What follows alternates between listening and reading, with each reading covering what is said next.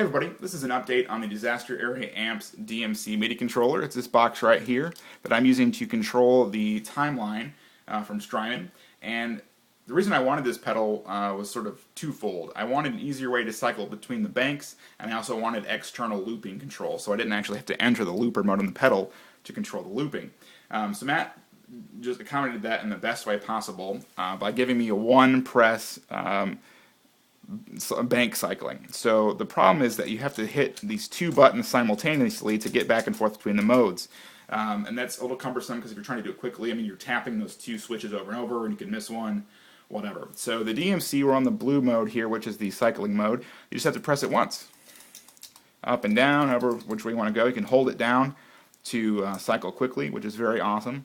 But the flaw that some people see in this is that it's still a two switch press mechanism. So I'm on 0, bank 0, but I still have to activate preset A. If I go up to bank 03, I have to activate preset B. So hopefully that makes sense. And what people wanted was a way to actually cycle between the presets rather than the banks. And in the new release of the firmware, Matt has accommodated that. So what we'll do is we'll power off the unit and then hold down on this right switch here, power it back up, and this green LED will flash. And now we are in preset cycling mode. So we'll go over here to the cycling, the blue channel here, whatever you want to call it. And now we're cycling presets. So we just went from 00A to 00B to 01A to 01B, so on and so forth. And the great thing about this is that it's activating those presets. So we're on 00A here, which is just a quarter note tap delay. We'll go to 00B, which is a D bucket dotted eighth. And we'll go up to 01A, which is an ice delay. And then for kicks, we'll just zoom up here to, let's say, 12A.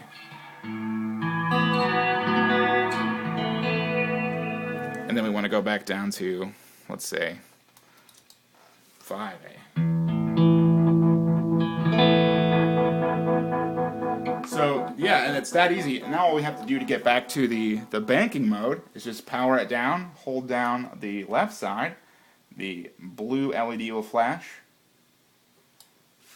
and now we are back to banking, which is very awesome. And the second part of this update was in response to some of the looping controls. So we'll switch over here to the looping control, and we'll actually go into the looper so you can see what's going on. The way that this is set up is that the blue button here corresponds to the A, which is record and overdub. B is play, and you hold it down to stop. Some people wanted this to be an immediate stop. They don't want that sort of minus the bear looping trick. So what we'll do is we'll just and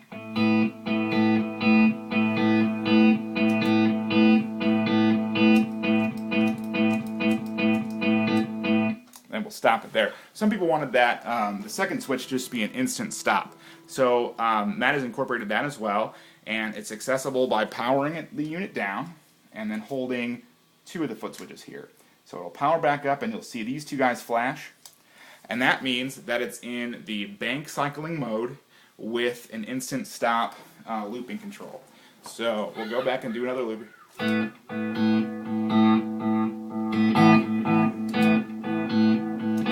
So this is play and then stop.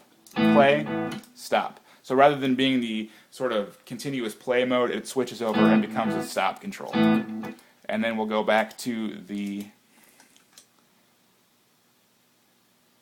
main area here, and we're back to banking.